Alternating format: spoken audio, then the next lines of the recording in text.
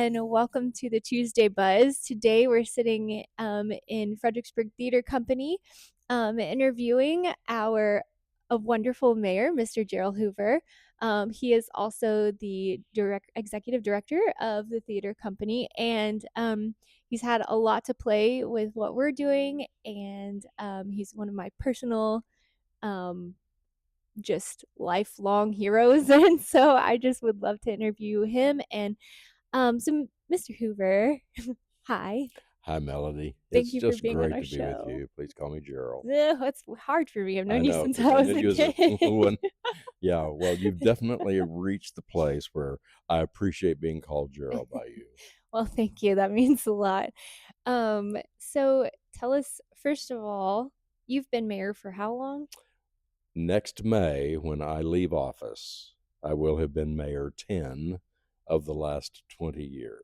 That's a long It time. is. And I didn't realize that until a couple of months ago. And I thought, well, yeah, that makes sense. It's That's been a while. amazing. 5 Yeah. terms, not obviously consecutive. Okay. Okay, very good. So I could imagine that would be a very difficult job.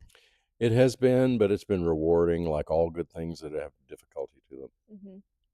So how did you where were you from? You're not from Fredericksburg, I'm right? not. Okay. I grew up in Odessa, Mm. the oil country, and in the 1960s it was booming. My father went there before I was born, obviously. He and my mother met in that area right after World War II.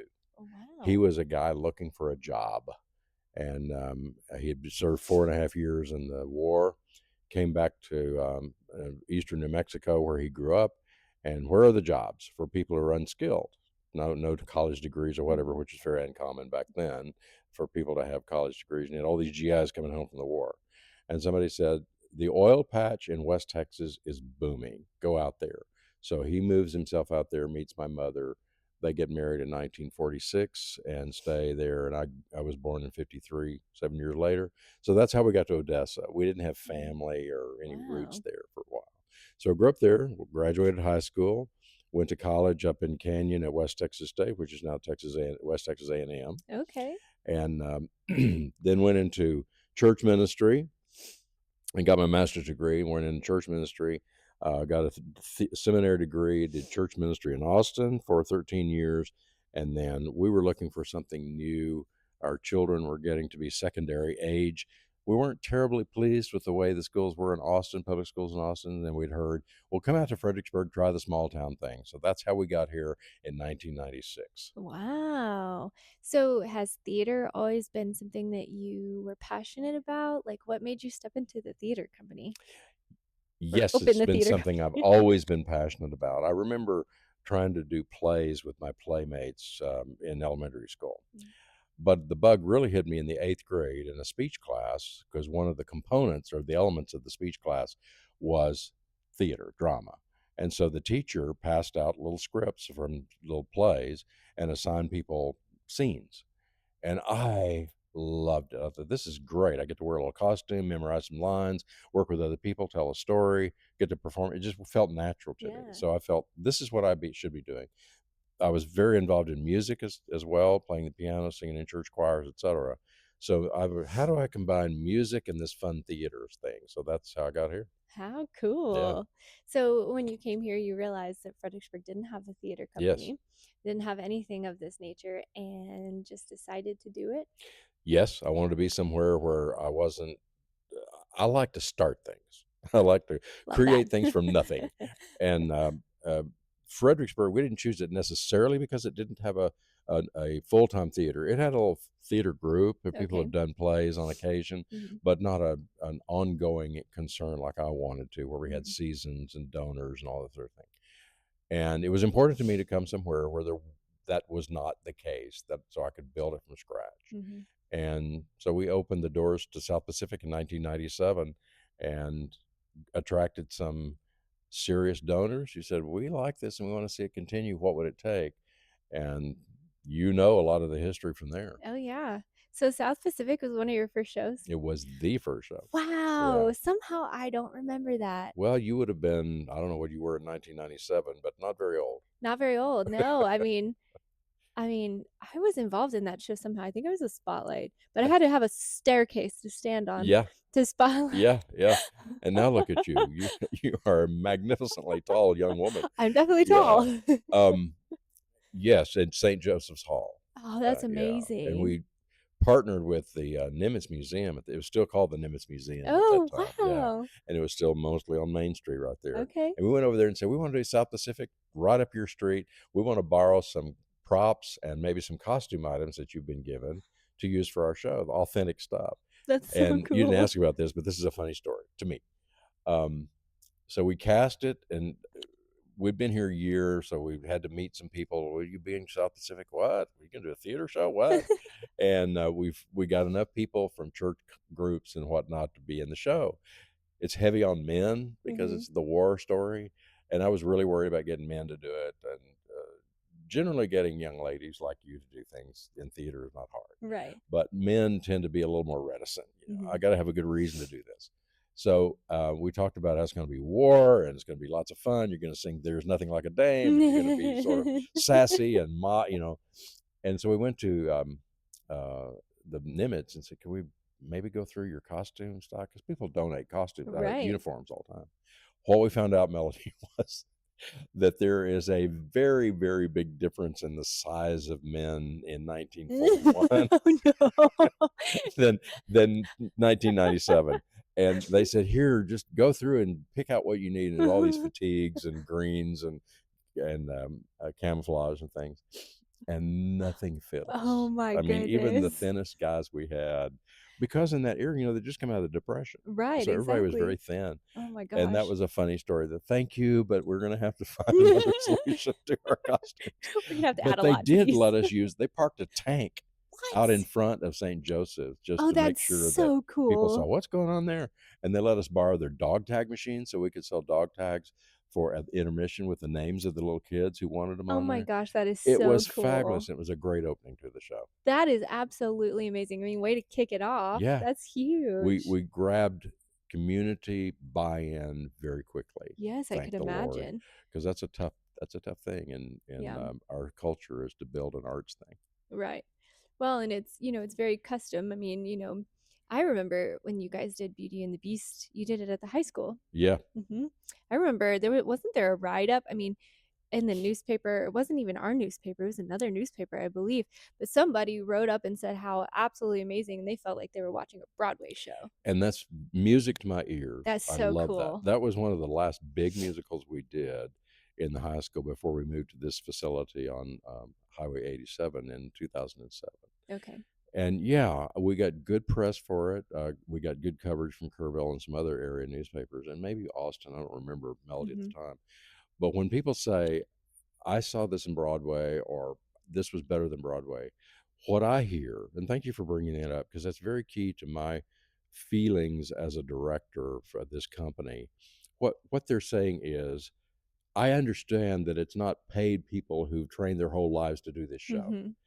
but the impact it had on me was Yes. more than what I got from that Yeah. professional production. And that's the magic of people like you and me and people who have jobs and other lives Mhm. getting on stage to do that, because we do it totally out of love, Right. which is what amateur is. Mhm. It's more of a passion than it is, you get up there and you're doing it. It's just you're living a whole 'nother life. It's like you get to just kinda sneak away from your life for a minute and be something huge and sing and Right, just be goofy and right. have the And you best time know that ever. your audience is loving you, Yes. Yes, and you're impacting somebody's life. impacting lives. Mhm. Absolutely. Love it. That's our mission. We Yeah. want to impact lives with the power of theater. So the theater company's been here for how many years now? We are Gosh. in our 29th season. Wow. So when we finish in May, we will have been 29 full years. That's So that means we kick amazing. off season 30 next summer. That makes me feel very old. Well, you, Like, "Oh, dear." yeah, when your children come up to me, "Mr. Hoover," I'm like, "Oh my goodness." Oh my gosh, I know, it's so funny. I'm like, "Oh, that was me at one point, I do Yes, remember it that." was. But that's so cool, you have theater grandchildren. Hmm. How cool is It that? is. That's, like, a big impact, and so, like, as a mayor as our mayor, what has been your biggest goal or your biggest stance or something that you'd have just really shot for? The reason I ran for mayor is back in 2006 was my first uh, run at it, and coincidentally, that was the year we did Beauty and the Beast. How funny. Yeah, since we're talking about that, it's not terribly important to the conversation, but I just now thought of that. That's But in funny. 2006 is when I first ran. The reason I did was I have a self identity as a change agent. I Mm, like to be involved in changing things that I see definitely do need changing. yeah. And this is not to besmirch anybody who was doing it prior to me.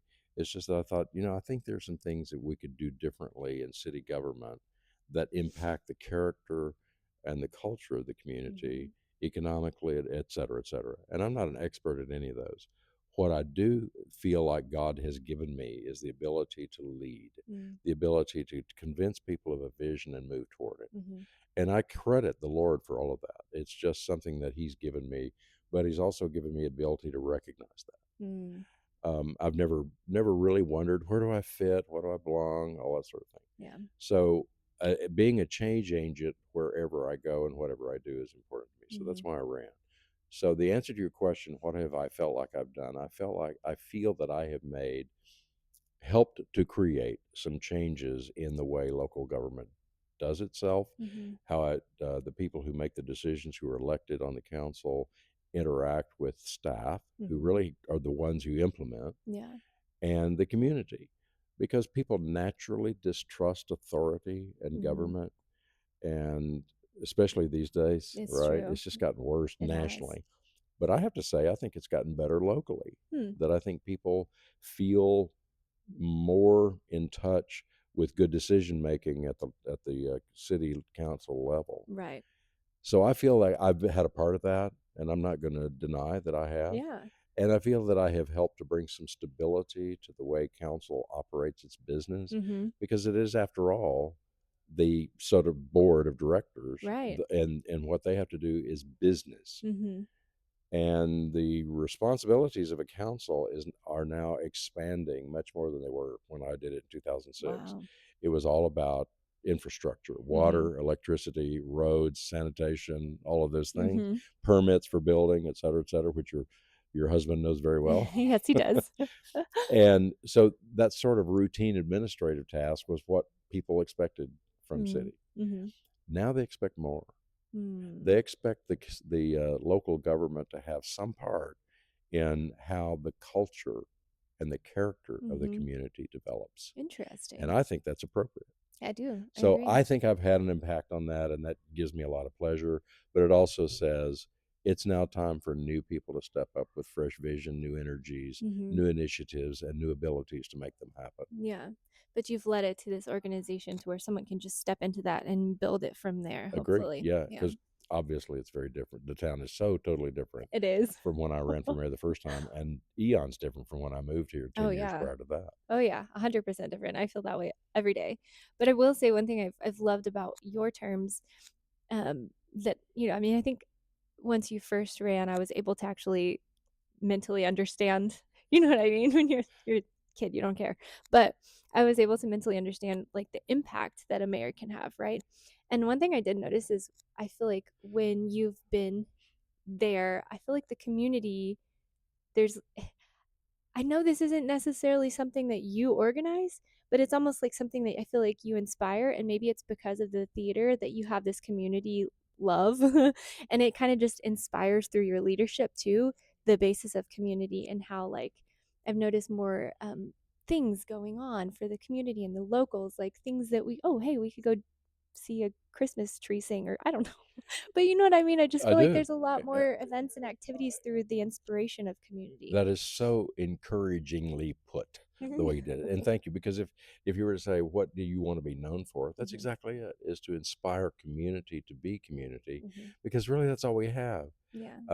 As things get crazier out in the world, and Mhm. and I have to say, I'm 72, I have to say that it definitely is crazier than any other time in my life. I Yeah. don't think that's just a perspective of age. Yeah. I believe that it's a real assessment of what's going on, Mhm. and I can only imagine what it's like for you at this age raising children. And see, my sons are your age, Right.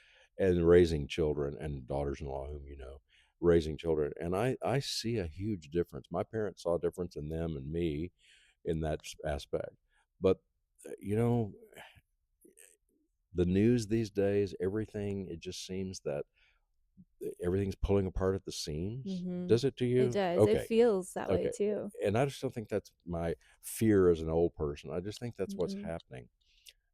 But I wake up every day thinking Fredericksburg does not face those things in that kind of intensity. Mhm. And I believe it's because of a couple of things. One is because Fredericksburg has always had an identity among a large number of people Mhm. who are committed to maintaining that Right. identity. Yes. And part of that identity is community and Mhm. understanding and reaching out to people and understanding people and not creating differences and being Mhm. angry all the time and so forth. Right. Now, I know there are probably hundreds of thousands of little communities all over the country like that, Mhm.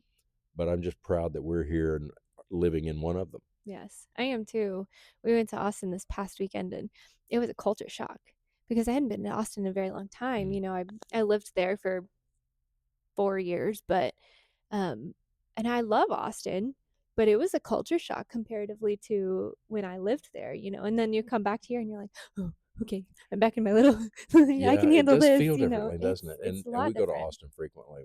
One of my sons lives in Buda, and we sometimes just go to Austin. We have friends still there, etc. Mhm. But yeah, I feel the same thing, Melody. I drive home and think, I truly do. Thank you, God, that you gave me the opportunity to live here for the latter third of my life. Mhm. Mhm. It's a um it's a great town and I love, I think we have the theater company, we have the bowling alley. We have some good little things that can bring and our chamber is awesome. Our chamber of commerce, everybody who's there is just absolutely wonderful and the way that they like to inspire the community, especially lately, I feel like it's even grown exponentially, but I'm really enjoying seeing um, just more community, and maybe it's just because I'm in it more, but I'm enjoying seeing that connection. I think you're right. I think it's not just because you're perceiving more, there is more, and there's more good. Yes, sir.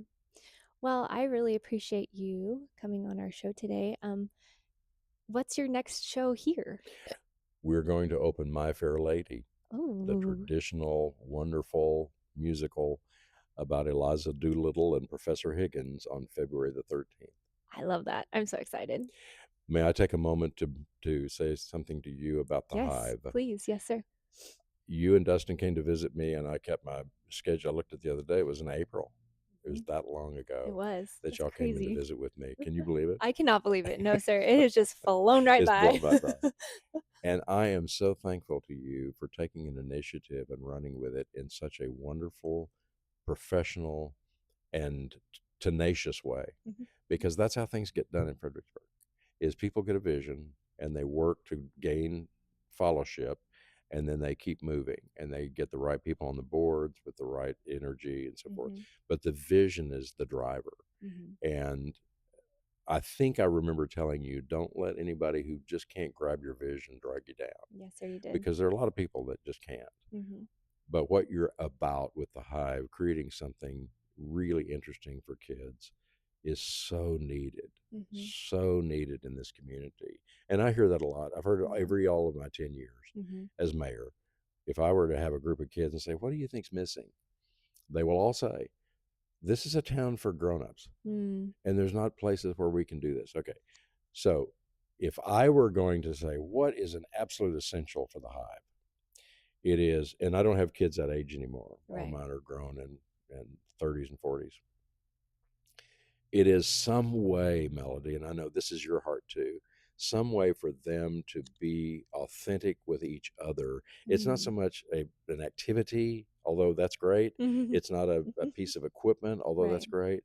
But it's some way that they start feeling this is where I can be an authentic person with people in my peer group and with Mm. adults. I love Because we that. hear all the time about mental health issues and Mhm. social media and all of the stuff. Mhm. Did you know, by the way, that Australia just passed a law prohibiting social media to 16 and under? Yeah, Wow, I had no yeah, idea. and I thought, is, I guess that's good. Interesting. I don't know, because it seems like it'd be hard to enforce, It would be hard to but at enforce. least it's an effort to say we acknowledge this is not good for Right. kids. This is a problem and Yes, we need to combat it. Yeah. yes. Wow. So a youth center where people feel safe, they feel attracted, they feel drawn, they want to participate, and it's a place where they can maybe find some of those solutions to these mental health issues, Mhm. to the isolation that young Right. girls feel, especially is Yeah. what I hear about, It's big. and the culture of judgment and hate Mhm. and all that vile Yes. language that's used. Um, that kind of a place Mhm. would be so wonderful for our community. In fact, we deserve it. We need it. We We must have it do. for the kids that are coming up. Mhm. So thank you Yes, sir. for Thank your you. effort, and you and Dustin and the people that have been working on this. Thank you. It's going to be great for the community. I see maybe this as in your 29th year, when I'm in my 29th year with this, that you're being interviewed. What started this? How did you get this going? And look what all has happened in 29 years. Well, I say I look forward to that. I may be not here, I mean, but hopefully you will be. I will certainly It's a long enjoy time. up to the point of 29 years. Well, I appreciate it, and that was a question I was gonna ask you for sure because, when we appreciate your support. I will tell you right now. I mean, I've looked up to you for years, and just to have, I've looked up to the fact that you are a mover and shaker. Like, that to me is huge because that's how I wanna be. That is, like, the person I wanna be. And so to see you walk in and command a room and everybody's like, "Whoa," I wanna be that.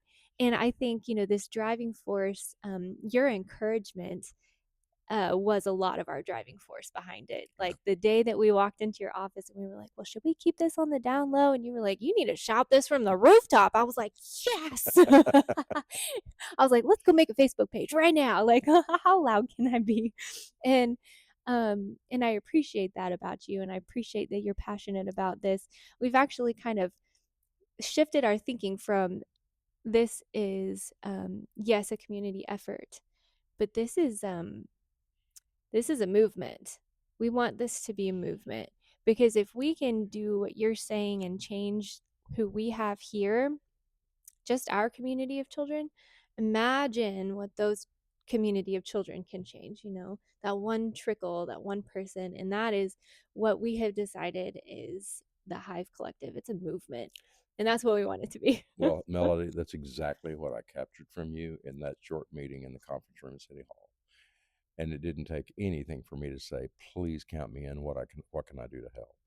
And I hope that after I'm out of office, I'm able to help as well, to communicate with some of the people I know who are the movers and shakers in the community that might be able to help. But I want to see this happen. I love your vision. I love your passion. And for my grandchildren and for their kids and whomever, this is a good thing. It must happen. Well, thank you. And thank you for being on our show again. I It's been a really pleasure. appreciate you. And thank you guys once again for watching the Tuesday Buzz. And it's been a pleasure to sit here with Mr. JERYL. Hoover. And we'll see you next week on the Tuesday Buzz. Thanks again for watching.